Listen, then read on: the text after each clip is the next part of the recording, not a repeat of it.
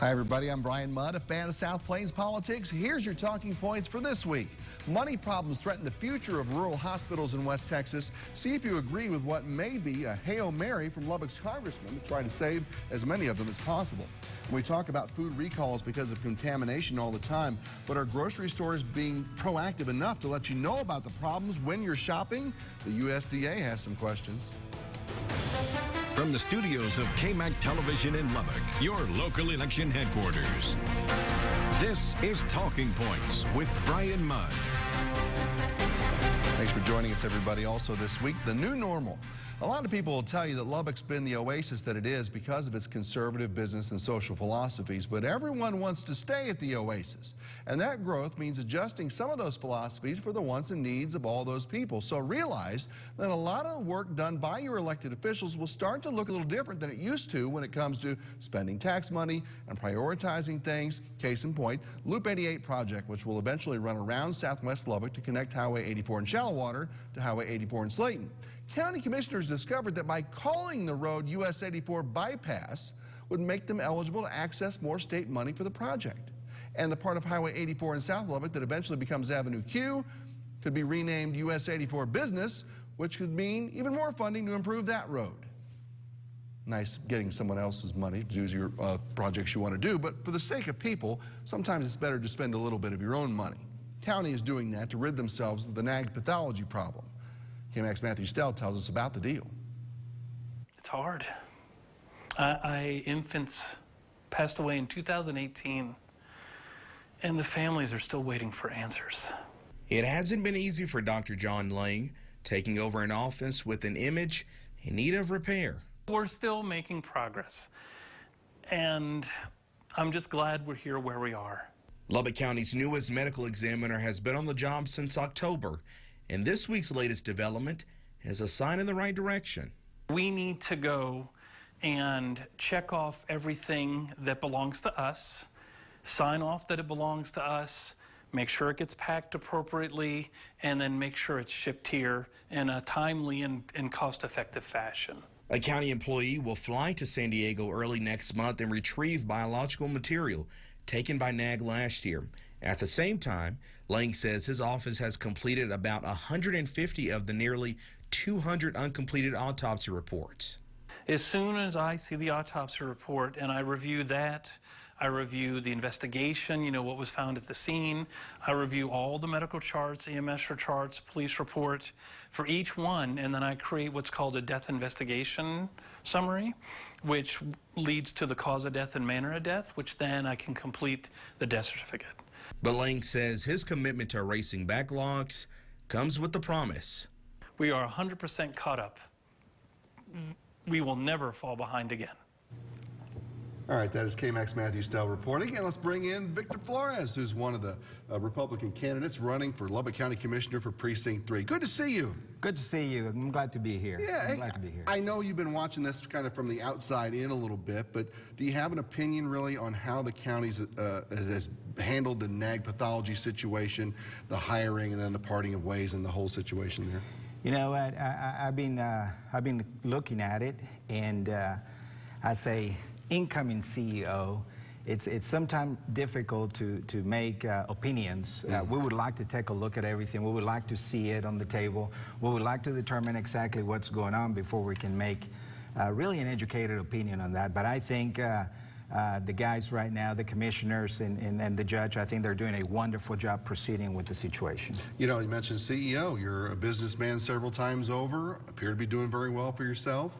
Certainly didn't have to do anything like this. What was the spark that got you to decide to run for public office here? Well, I'm an entrepreneur, and I'm diversified. I have from real estate to automobile finance, broadcasting. I have a small coffee shop, and I'm an employer, a husband, a dad, and really it's just to raise the bar.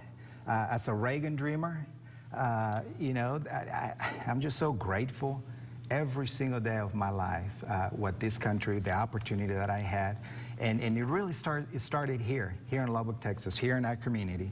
So I'm just, I just want to serve, number one, but two, I just want to inspire people that they can do anything that they want. Nice. So first priority to you on the Commissioner's Court, day one, number one thing you want to accomplish would be what?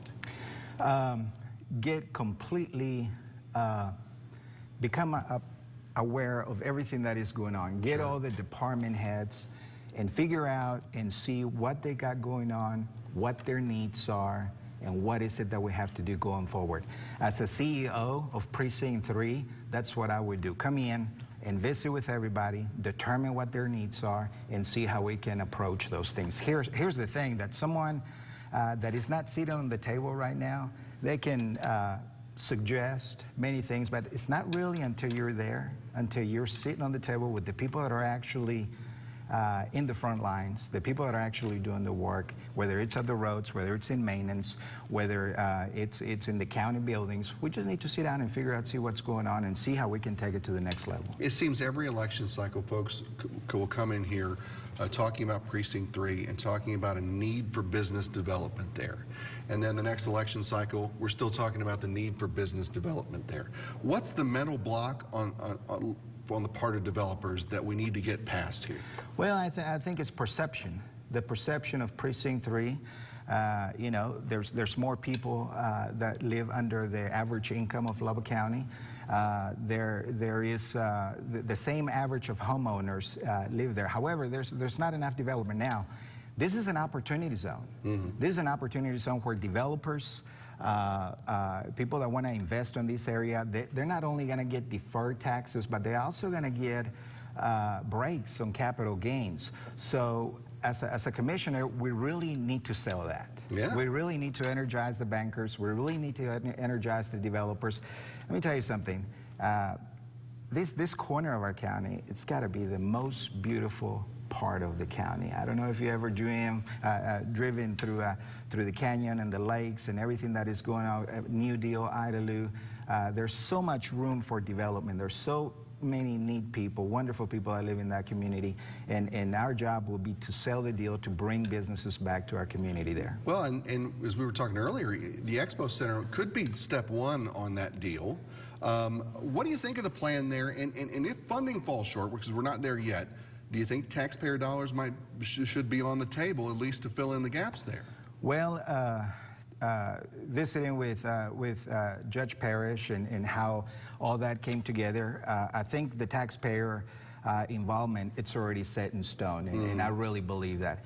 But there's a person with the LCEC, Mr. Randy Jordan, that I have known for many years. He's a great businessman. I don't know that there's a better person that can head that deal, and I have the utmost confidence that he's going to be able to put the deal together. As far as bringing more businesses, you're absolutely right. That's going to be a catalyst for development and businesses in Precinct 3. The final seconds we've got here, I know some in the court mentioned and made very, very clear that they're not going to vote for higher property taxes under any circumstances at any particular time. What's your thoughts on that? That's right on. Definitely, you know, anything that goes over 2.5% has got to come to the voters. If you know, passed by the Governor Abbott. Of course, the property values continue to go up just to keep up with the state. But here's the thing: we have seen enormous growth just within the city.